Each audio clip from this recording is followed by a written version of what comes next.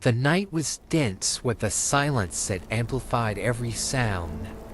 It was the last delivery of my shift in this isolated town, and I was eager to get home.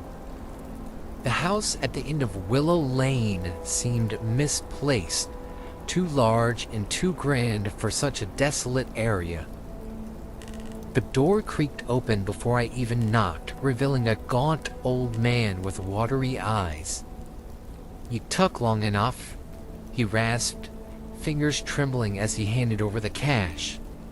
Strangely, he overpaid, and when I tried to give him his change, he insisted I keep it. The transaction felt odd, but I dismissed it, returning to my car. My heart plummeted when I saw all four tires slashed, completely flat. Panic surged as I realized I was stranded. Behind me, the house's front door slammed shut. I ran toward it, desperate to use a phone, but it was locked. I tried the windows, but they were too secure. The only entrance that gave way was the basement. Desperation drove me inside, thinking perhaps there'd be another way up into the house. The air grew cold as I descended. Faint, eerie whispers danced around, and old photographs lined the walls, each face appearing more tormented than the last. A sense of being watched settled over me.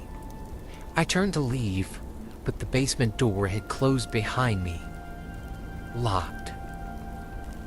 Suddenly, footsteps echoed from above. The old man's voice, now eerily playful, called out, "I haven't had visitors in so long. Let's play a game." Hours, or maybe minutes, passed. It was impossible to tell. Each time I thought I'd found an escape route, a door would slam or the whispering voices would grow louder. But desperation breeds creativity. I remember the lighter in my pocket. Setting some old rags ablaze, I created a distraction. Smoke filled the room, and I heard the man coughing and swearing from upstairs.